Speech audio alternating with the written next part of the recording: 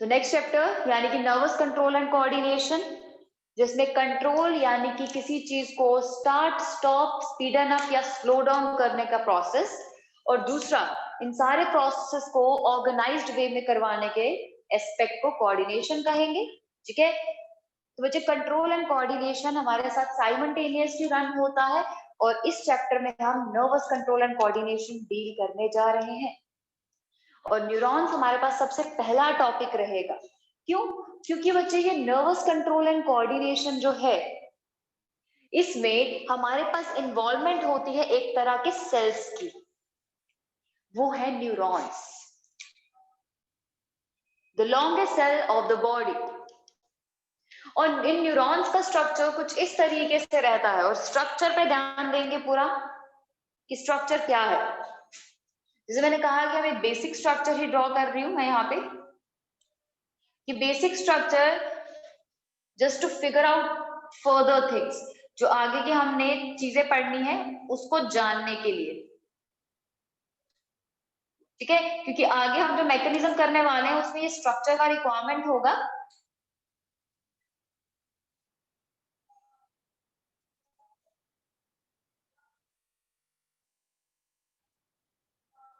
तो ये हमारे पास branch structure of neuron.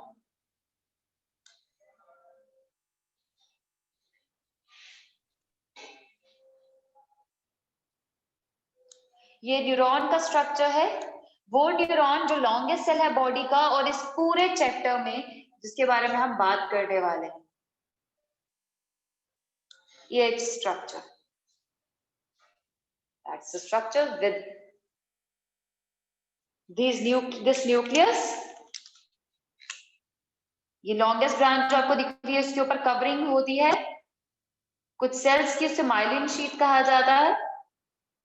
And this myelin sheet is formed by two types of cells in central nervous system and peripheral nervous system। और इसके बाद कुछ granules होते हैं जो यहाँ पे प्रेजेंट होंगे। ठीक है, तो न्यूरॉन्स में हमारे पास न्यूरॉन का स्ट्रक्चर जो है वो कुछ इस तरीके से ही रहता है। ये जो छोटी छोटी ब्रांचेस आपको दिख रही है इन्हें डेंड्राइट्स कहा जाता है। ये है हमारे पास साइटोन,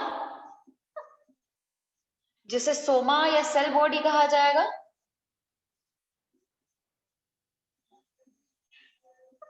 And this long branch is called as axon। ठीक है, और ये पार्ट जो है हमारे पास जो swollen ends है इसे synaptic knob कहा जाता है।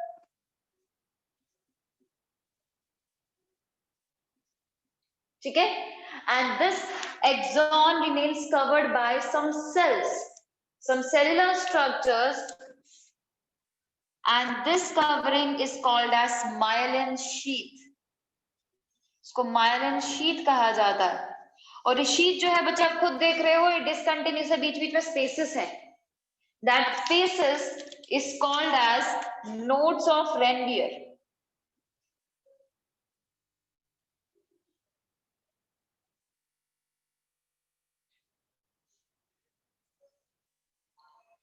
ठीक है, और बच्चे साइटोन और डेंड्राइट में कुछ ग्रैन्यूल्स होते हैं, and that granules are called as Nissl's granules.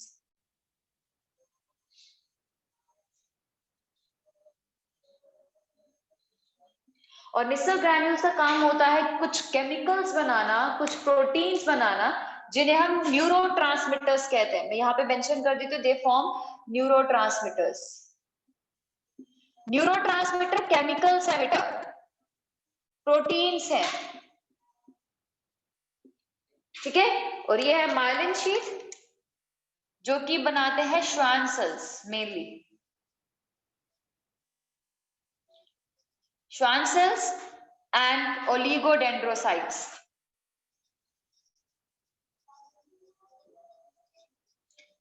ये सारा एनिमल टिश्यू में कर रखा है आपने। ठीक है, तो यही था बेसिक स्ट्रक्चर न्यूरॉन का। बहुत सारी टाइप्स करी थी हमने, apolar, non polar, bipolar, pseudo unipolar and multipolar, ये टाइप्स हम ऑलरेडी डील कर चुके हैं। हमें यहाँ पे सिर्फ डील करना है ये वाला न्यूरॉन, यानी कि मल्टीपोलर न्यूरॉन, जिसमें मल्टीपल डेंड्राइट्स होते हैं और सिंगल ब्रांच होती है, लॉन्ग ब्रांच, जिसे एक्सॉन कहते हैं। तो सेल में क्या क्या पार्ट हुए? एक बीच में सेल बॉडी जिसमें न्यूक्लियस होगा और निसल ग्रैन्यूल्स होंगे, दूसरा शॉर्ट ब्रांचेस जिसे डेंड्राइट्स कहते हैं, और लॉन्ग ब्रांच जिसे एक्सॉन कहते हैं, जो एंड करती है कुछ स्वोलन स्ट्रक्चर्स में, एंड इन स्वोलन स्ट्रक्चर्स को साइनेप्टिक नर्व कहा जाता है। ठीक है। और बच्चे, इनिशियल ग्रैन्यूल्स का काम है हमारे पास न्यूरोट्रांसमीटर की फॉर्मेशन करना। ये न्यूरोट्रांसमीटर्स फॉर्म करते हैं, इनका फंक्शन क्या है ये आगे ही पढ़ना है। ठीक है। और यही न्यूरोट्रांसमीटर मसल के केस में भी आपने पढ़ा था, एसिटाइल कोलिन, जो साइनेप्टिक वेसिकल्स में पैक हुआ था, साइनेप्टिक नर्व से रिलीज हुआ था, एसिटाइल कोलिन रिसेप्टर पे बाइंड हुआ था, वो एसिटाइल कोलिन इन्हीं निसल ग्रैन्यूल्स ने बनाया था। ठीक है। अब इस न्यूरॉन्स को आगे स्टडी करना है। ठीक है। NEUROTRANSMITTERS, neurotransmitters. ठीक है। तो बच्चे, अब जो हमें स्टडी करना है आगे, वो है इसका एक मैकेनिज्म, एक प्रोसेस। ठीक है। और वो प्रोसेस जो है वो बताता है कि न्यूरॉन जो है वो मैसेज कैसे भेजते हैं, क्योंकि हमारा ब्रेन जो है वो कुछ और नहीं है, वो हमारे पास न्यूरॉन्स का एग्रीगेट ही है। ठीक है। हमारे पास हमारे हैंड से, हमारे सेंसरी ऑर्गन से ब्रेन तक इंफॉर्मेशन लेके जाने वाले न्यूरॉन्स ही हैं, ब्रेन से मसल तक इंफॉर्मेशन देने वाले भी न्यूरॉन्स हैं। तो वो मैकेनिज्म, वो इंफॉर्मेशन कैसे पास होती है, वो मैकेनिज्म कैसे फुलफिल होता है, तो उसके लिए न्यूरॉन को फर्दर जानेंगे, न्यूरॉन के आगे पीछे का अरेंजमेंट वो अंडरस्टैंड करेंगे, और फिर उसके बाद उसके मैकेनिज्म की बात करेंगे। ठीक।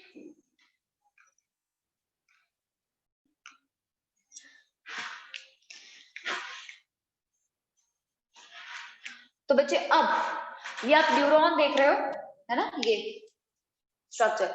हमें मेन बात करनी है इस पोर्शन की, लॉन्ग ब्रांच यानी कि एक्सॉन की। ठीक है। इस ब्रांच, ये वाली ब्रांच की, जिसके ऊपर माइलिन शीट की कवरिंग है। ये स्मॉलर ब्रांच डेंड्राइट्स है, ये साइटोन है जिससे डेंड्राइट्स अराइज हो रहा है, और इसी साइटोन से लॉन्ग ब्रांच अराइज हो रही है, एक्सॉन, है ना। डेंड्राइट का काम होता है इंफॉर्मेशन को पकड़ना और उसको आगे की तरफ ट्रांसमिट करना, और एक्सॉन को फंक्शन होता है साइटोन से इंफॉर्मेशन को आगे लेके जाना। डेंड्राइट साइटोन की तरफ लाता है और एक्सॉन साइटोन से दूर लेके जाता है इंपल्स को। ठीक है। अब बच्चे, हमें चाहिए इस पर्टिकुलर पार्ट के से इंफॉर्मेशन। अब मैं रीजन बता देती हूँ, हम सिर्फ इतना पार्ट क्यों लेने वाले हैं नर्व इंपल्स को, नर्व मैकेनिज्म को स्टडी करने के लिए, बिकॉज इस रीजन में हमारे पास अभी भी कनेक्टिविटी बन रही होती है। एक न्यूरॉन दूसरे न्यूरॉन से जुड़ा होगा, एक न्यूरॉन जो है वो सेंसरी स्ट्रक्चर से इंफॉर्मेशन ले रहा होगा, बट एक्चुअल ट्रांसमिशन जो है वो हमारे पास यहाँ पे हो जाता है स्टार्ट। यहाँ तक हमारे पास कनेक्टिविटी बन रही होती है, साइनैप्स बन रहे होते हैं, कनेक्शंस बन रहे होते हैं। तो इस पोर्शन के बाद जहां से एक्सॉन अराइज होता है, उसके बाद हमारे पास कोई भी कनेक्शन नहीं बनता, सिर्फ नर्व इंपल्स ट्रांसमिट होती है। ठीक है। अब नर्व इंपल्स है क्या? नर्व इंपल्स हमारे पास इलेक्ट्रिकल इंपल्स है। नर्व इंपल्स हमारे पास इलेक्ट्रिकल इंपल्स है, जो जनरेट होती है न्यूरॉन में और उसी में प्रोपोगेट करती है। तो बच्चे, nerve impulse is an electrical impulse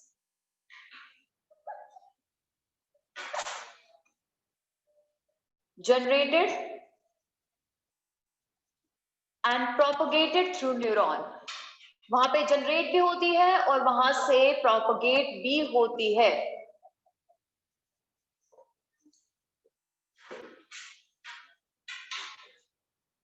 वहां से प्रोपोगेट भी हो गई। ठीक है। अब ये नर्व इंपल्स बच्चे कब जनरेट होती है? तब जनरेट होती है जब स्टिमुलस मिलता है। What is stimulus? क्या होता है स्टिमुलस?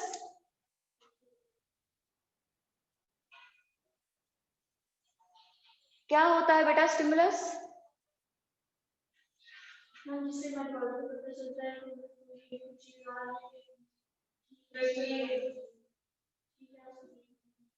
बच्चे कोई भी ऐसी चीज, कोई भी ऐसा केमिकल, कोई भी ऐसा फिजिकल एस्पेक्ट, फिजिकल फैक्टर या फिर कोई भी रेडिएशन जो कि बॉडी को इफेक्ट कर रही है, उसे स्टिमुलस कहते हैं।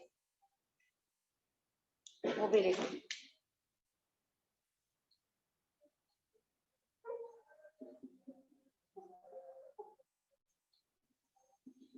It is any chemical, physical or radiation factor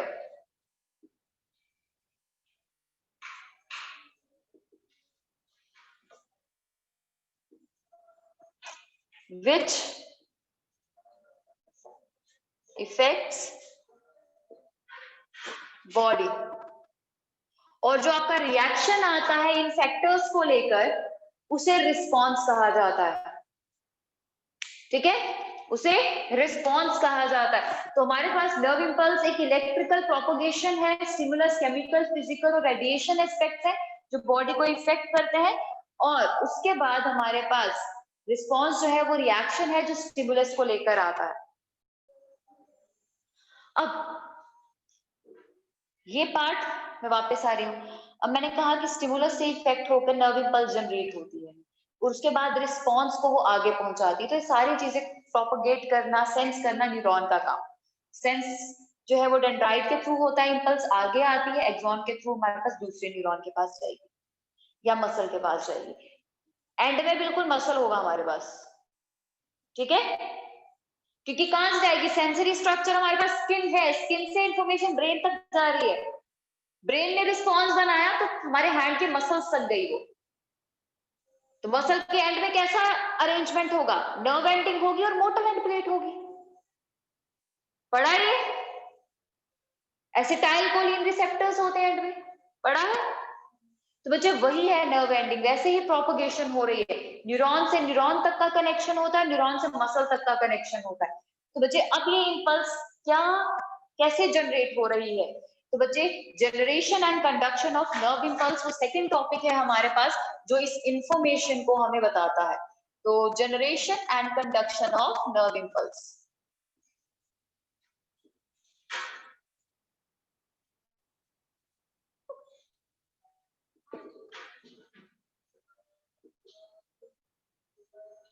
ये हमारे पास नेक्स्ट टॉपिक है। इसमें हम समझेंगे कि न्यूरॉन के अराउंड क्या अरेंजमेंट है और उसमें कंडक्शन कैसे होगी। ठीक, अब बच्चे न्यूरॉन में हम क्या कर रहे हैं, इसका क्रॉस सेक्शन ले रहे हैं। यानी कि क्या है हमारे पास न्यूरॉन क्या पूरा ट्यूब लाइक स्ट्रक्चर है उसका एक्सॉन। हम क्या करेंगे, इसका क्रॉस सेक्शन लेंगे, इसको कट किया हमने इस तरीके से। ठीक है, इस तरीके से कट किया और बड़ा सेक्शन राउंडेड आ रहा है, तो राउंडेड सेक्शन आएगा। हमने क्या किया, इसका राउंडेड सेक्शन लिया यहाँ पे। मैं यहाँ पे मेंशन कर देती हूँ टीएस ऑफ एक्सॉन। ये आपके एनसीईआरटी में नहीं है टीएस बेसिस पे, लॉन्गिट्यूडनल बेसिस पे बताया, लेकिन मैं आपको दोनों एस्पेक्ट स्टडी करवाऊंगी ताकि आप समझ सको। इंटरनली क्या होगा, एक्सॉन के इंटरनल हमारे पास फ्लूइड होगा जिसे एक्सोनल फ्लूइड कहा जाता है, या फिर एक्सोप्लाज्म मेंशन करो। एक्सोप्लाज्म, एक्सोप्लाज्म यानी कि एक्सॉन का प्लाज्म। और ये कवरिंग जो है, ये मेम्ब्रेन जो आपको दिख रही है, एक्सोलेमा है। एक्सोलेमा, जैसे सार्कोलेमा मसल की कवरिंग है, वैसे एक्सोलेमा एक्सॉन की कवरिंग है। ठीक है, ये है एक्सोलेमा।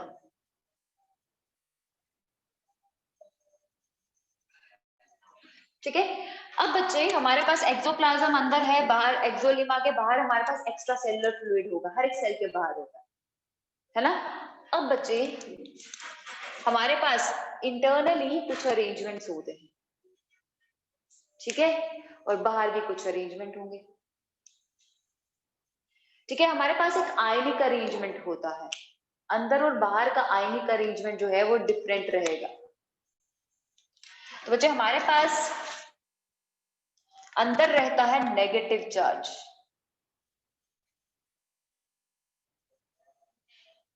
और बाहर रहता है पॉजिटिव चार्ज।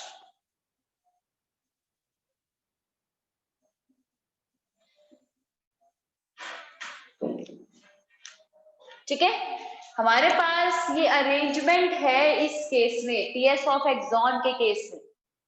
ठीक है, तो क्या है हमारे पास, ये मेम्ब्रेन है एक्सॉन की, इसके अंदर जो फ्लूइड है एक्सोप्लाज्म है और बाहर जो है एक्स्ट्रा सेलुलर फ्लूइड होगा। ठीक है, अब बच्चे मेम्ब्रेन के एग्जैक्टली अंदर वाली साइड नेगेटिव चार्ज होता है और बाहर वाली साइड पॉजिटिव चार्ज होता है। ठीक है, अब बच्चे इस केस में हमने ये जो टीएस पढ़ा, इसी को हम लॉन्गिट्यूडनल सेक्शन लेने वाले हैं। यानी कि हमने क्या किया, इस एक्सॉन को लंबाई में काटा है। पहले हमने इसका ट्रांसफर सेक्शन लिया था, अब इसको लंबाई में काटा, यानी कि इसको इस तरीके से लंबाई में कट कर दिया। ठीक है, तो लंबाई में कट करने के बाद हमारे पास इस तरीके से दो लाइंस आ जाएंगी, एक ये और एक ये लाइन। जैसे मैंने कहा कि हम कुछ एडिशन करने वाले हैं इन चीजों में। ठीक है, ये हमारे पास एक्सोलीमा है बच्चे, एक्सोलीमा। बाहर क्या होगा, एक्स्ट्रा सेल्यूलर फ्लूइड, और अंदर क्या होगा, एक्सोप्लाज्म। ठीक है, अब हम कुछ और चीजें यहाँ पे ऐड करेंगे। अंदर हमारे पास नेगेटिव चार्ज है और बाहर है हमारे पास पॉजिटिव चार्ज। इतना तो हम पहली डायग्राम से ही समझ गए हैं। ठीक है, अब बच्चे अंदर नेगेटिव चार्ज क्यों है, बाहर पॉजिटिव चार्ज क्यों है? अब बच्चे हमारे के पास क्या होता है, जो भी फ्लूइड होता है ना, उसमें कुछ मिनरल्स होते हैं, कुछ आयंस होते हैं, सोडियम, पोटेशियम, कैल्शियम, हर जगह। ठीक है, क्या होते हैं, मिनरल्स यानी कि आयंस। ठीक है, तो बच्चे हमारे पास अंदर भी सोडियम, पोटेशियम, कैल्शियम होगा, बाहर भी सोडियम, पोटेशियम, कैल्शियम होगा। लेकिन अब हमें बात उन्हीं चीजों की करनी है जहां, जो कि यहाँ पे रिक्वायर्ड है। हम यहाँ पे दो चीजों की बात करने वाले हैं, one is sodium and another one is potassium. जैसे मैंने कहा कि सब तरह के मिनरल्स, आयंस हो सकते हैं, लेकिन हम बात उन्हीं की करेंगे जो हमें जरूरत है। कौन कौन से, सोडियम एंड पोटेशियम। बच्चे हमारे पास अंदर वाली साइड सोडियम भी है और पोटेशियम भी है, लेकिन अंदर पोटेशियम ज्यादा है एज कंपेयर टू सोडियम, और बाहर सोडियम ज्यादा है एज कंपेयर टू पोटेशियम। तो मैंने वही चीजें लिखी यहाँ पे जो कि ज्यादा कंसंट्रेशन में है। तो कोई डाउट इसमें,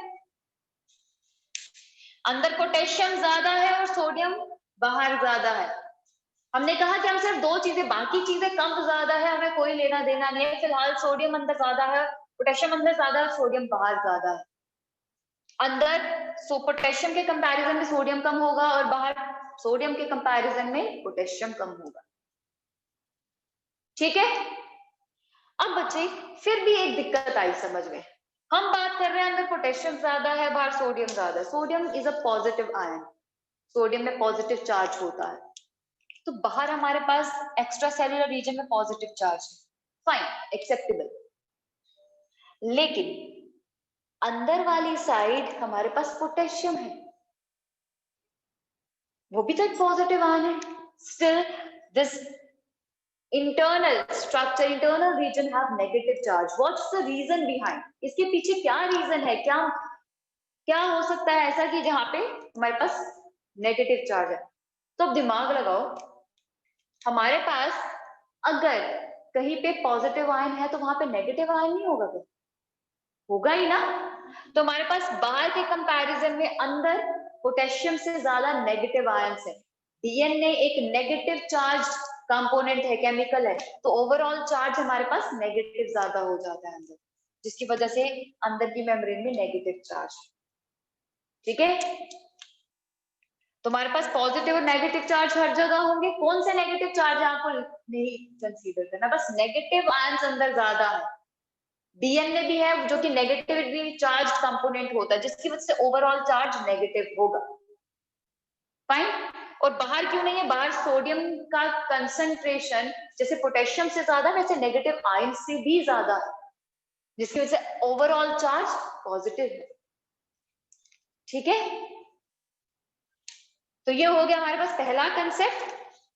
दूसरी चीज जो मैं यहाँ पे बताने जा रही हूँ वो है ये, हमने कहा कि इसमें चैनल्स थे, है ना, एनसीईआरटी ने चैनल्स दिखाए हैं हमें। मैं कुछ चैनल्स मॉडिफाई करके थोड़ा सा डिजाइन बना लेते हैं ना, तो ये है हमारे पास वो चैनल्स जो मैं यहाँ पे बना रही हूँ। ठीक है, मैं सिर्फ एक एक चैनल बनाऊंगी, तो पर मल्टीपल चैनल्स होते हैं बेटा, मल्टीपल चैनल्स होंगे, एक एक चैनल नहीं होता सिर्फ। और ये हमारे पास चैनल नहीं है, ये हमारे पास पंप है।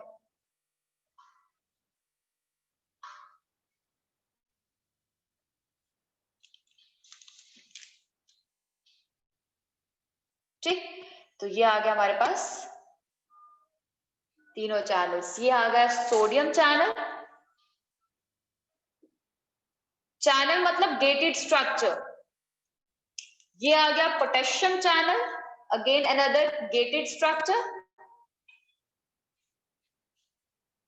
और ये आ गया हमारे पास सोडियम पोटेशियम पंप। तो हमने कहा था ना कि दो चीजों की जरूरत है, सोडियम और पोटेशियम की, उससे ही रिलेटेड सारे चैनल्स है यहाँ पे और पंप्स हैं।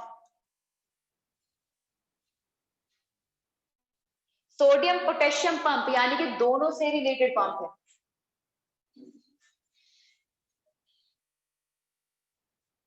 ठीक है, तो एक्चुअल सेक्शन ऐसा, हमने सिर्फ क्या किया, जैसे लेटरल लॉन्गिट्यूडनल सेक्शन जब कट किया तो हम उसमें से सिर्फ एक एक चैनल बना रहे हैं, अदरवाइज ये पूरे स्ट्रक्चर में हमारा चैनल ही चैनल होंगे, अलग अलग चैनल्स है पूरे स्ट्रक्चर में, सिर्फ एक जगह नहीं है और एक एक चैनल नहीं है।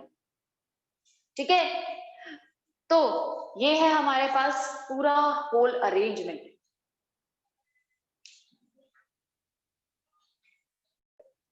अब बच्चे चार्ज डिफरेंस देख रहे हो, यहाँ पे पॉजिटिव है, यहाँ पे नेगेटिव है ना। अब अंदर सोडियम कम है, बाहर ज्यादा है, बाहर पोटेशियम कम है, अंदर ज्यादा है। तो बच्चे अगर हम ये चैनल्स खोल दें, बैलेंस करने के लिए चार्ज का मूवमेंट होगा, चार्ज का मूवमेंट होगा ना, आयंस का मूवमेंट होगा, डेफिनेटली होगा, क्योंकि जहां पे चार्ज कम है हम सिंपल साइंस लेते हैं, चार्ज माइग्रेशन की भी बात नहीं करते, जैसे चार्ज माइग्रेट करता है। ठीक है, तो बच्चे हम नॉर्मल कंसेप्ट की बात करते हैं, जहां चीज कम होती है, जहां चीज ज्यादा होती है वहां से चीज माइग्रेट करती है वहां पे जहां पे चीज कम होती है। ठीक है, कोई भी चैनल खुल गया, अकॉर्डिंगली मूवमेंट होना शुरू हो जाएगी, है ना। तो बच्चे नॉर्मली क्या है, यहाँ पे हमारे पास चार्ज का डिफरेंस है, एक तरफ नेगेटिव है एक तरफ पॉजिटिव है, यानी कि आयंस के अरेंजमेंट में डिफरेंस रहेगा। ठीक है, तो मेम्ब्रेन के दोनों साइड अरेंजमेंट डिफरेंट होना is called potential difference. Potential difference means change or difference in the arrangement of ionic state on the both side of membrane. ठीक है, तो differential charge arrangement creates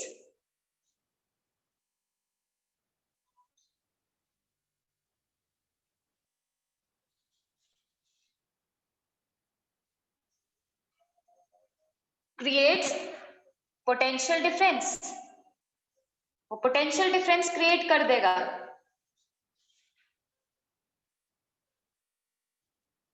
ठीक है, और जब चैनल्स ओपन होंगे तो चैनल्स ओपन होने की वजह से हमारे पास क्या होगा, चार्ज माइग्रेशन। अब सुनो, चार्ज माइग्रेट हो, जब आयन माइग्रेशन होता है, ठीक है, this can lead to ion migration. Ion migration मतलब करंट। तो हमारे पास क्या है, नर्व इंपल्स क्या है, इलेक्ट्रिक करंट है, इलेक्ट्रिक इंपल्स है। ठीक है, तो बच्चे करंट क्रिएट हो जाती है। अब बच्चे यहाँ पे हमने sodium channel, potassium channel, sodium potassium pump की बात की है, तो ये इसीलिए लिखा है क्योंकि बच्चे ये स्पेसिफिक चैनल्स है। क्या है, specific channels. Sodium channel open होगा तो सोडियम की ही माइग्रेशन करवाएगा, सोडियम को ही मूव करवाएगा, पोटेशियम को किसी भी हालत में मूव नहीं करवाएगा। और सोडियम कम कहाँ पे है, सोडियम अंदर कम है ना, तो जब भी ये चैनल खुलेगा सोडियम बाहर से अंदर ही जाएगा।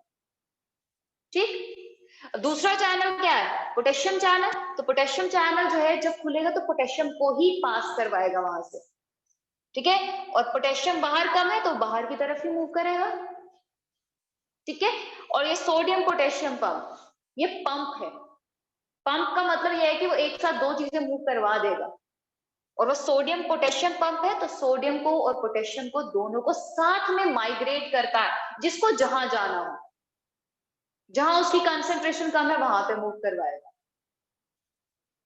ठीक है। तो ये इनके फंक्शन है। और ये क्यों होता है, क्यों, इसीलिए क्योंकि चार्ज डिफरेंस है, आयन का मूवमेंट जो है वो होना ही होना है। अब ये मूवमेंट में ये चार्ज का डिफरेंस क्यों रखा गया, अगर बच्चे डिफरेंस नहीं रखा जाता और स्टेबल चार्ज अरेंजमेंट होता तो बच्चे इंपल्स जनरेट ही नहीं होनी थी, करंट क्रिएट ही नहीं होनी थी, तो आपकी बॉडी सेंस कर पाती, कुछ समझ पाती, कुछ नहीं कुछ कर पाती। तो ये चार्ज डिफरेंस इसीलिए क्रिएट हुआ है ताकि एक पोटेंशियल डिफरेंस बन जाए और जरूरत पड़ने पर आयंस मूव करें और एक करंट क्रिएट हो, और इसी करंट की फॉर्म में हमारी बॉडी में मैसेज ट्रांसमिट होता, ठीक है। यानी कि अभी आपको एक जोर से चांटा लगाए कोई भी, ठीक है, अब मेरे को तो वही स्टिमुलस पता है, एक सबसे बड़ा यही होता है। तो चांटा लगाए कोई, अब चांटे वाला मैसेज कैसे जाएगा, वो ऐसे जाएगा कि यहाँ पे आयनिक चैनल्स खुल जाएंगे, चैनल्स खुल जाएंगे, और चैनल्स खुलने के बाद करंट क्रिएट होगी, आयंस का मूवमेंट होगा अंदर या बाहर, जिसकी वजह से करंट आगे आगे बढ़ती जाएगी। वो आगे भी कैसे बढ़ेगी वो भी एक अलग साइंस है, ठीक है। अभी सिर्फ हम उसको जान रहे हैं कि जनरेट कैसे होगी, जानने की कोशिश कर रहे हैं, ठीक है। अब दूसरी चीज, करंट क्रिएट होना मतलब नर्व एक्टिव हो गया। पर बच्चे आपको पता है एक बार न्यूरॉन अगर रेस्ट में नहीं आया ना तो वो उसी मैसेज को बार बार भेजता जाएगा ब्रेन के पास। मैंने आपको एक चांटा मारा तो आपको बार बार उसी का रिएक्शन मिलता जाएगा, ठीक है। वैसा होना नहीं चाहिए, है ना, अच्छी बात नहीं होगी ना। तो इसीलिए इसका रेस्ट में भी आना जरूरी होता है। तो रेस्ट के लिए दूसरे चैनल्स खुलते हैं जो मैंने यहीं पे बनाए हैं। एक चैनल एक्टिवेट होने के लिए खुलता है, दूसरा चैनल रेस्टिंग के लिए खुलता है, ठीक है। फिर जब वो रेस्टिंग होती है, फिर जाके दूसरा स्टिमुलस आता है, ठीक है। फिर मैंने एक चांटा लगाया, मैं दूसरा भी लगाऊंगी, आपको पता ही नहीं चलेगा दूसरा लगाया, क्योंकि पहले वाले का ही सेंसिबिलिटी खत्म नहीं हुई है, ठीक है। तो इसलिए दूसरे चांटे को सेंस करने के लिए हमें इसका रेस्टिंग में आना जरूरी है। तो जैसे जैसे इंपल्स एक जगह से दूसरी जगह मूव करती है तो पहली वाली जगह रेस्ट पे आ जाती है, दूसरी जगह एक्टिवेशन हो जाती है, और दूसरी से तीसरी जगह जब करंट मूव करती है तो सेकंड वाली पोजीशन रेस्टिंग पे आ जाती है और थर्ड वाली एक्टिवेट हो जाती है। तो ये चैनल्स इसी तरह से स्मार्टली काम करते हैं, ठीक है। तो आपको बस ये जानना है, अंदर नेगेटिव चार्ज है, बाहर पॉजिटिव चार्ज है, बाहर सोडियम ज्यादा है, अंदर पोटेशियम ज्यादा है। और तीन तरह के हमारे पास पैसेजेस है, जिसमें से एक सोडियम चैनल, एक पोटेशियम चैनल और तीसरा सोडियम पोटेशियम पंप। और ये चैनल्स और पंप जो है ये स्पेसिफिक है, यानी कि सोडियम चैनल खुलेगा तो सोडियम ही पास होगा, पोटेशियम चैनल खुलेगा तो पोटेशियम ही पास होगा, और सोडियम पोटेशियम पंप दोनों को पास करेगा, ठीक है। तो ये है हमारे पास बेसिक इंफॉर्मेशन जो हम कल और नेक्स्ट लेक्चर में यूज करने वाले हैं for studying generation and conduction of impulse. तो हमारे पास हमने पहला स्टेप जो है एक तरह से पूरा कर लिया। ये हम जो चीजें पढ़ी ना, ये रेस्टिंग स्टेट में न्यूरॉन ऐसा ही होता है, जो हम नेक्स्ट लेक्चर में दिखाएंगे। सेम यही पैटर्न, सेम यही चीज, ठीक है। बस अभी ये जान लो कि न्यूरॉन में ऐसा अरेंजमेंट होता है।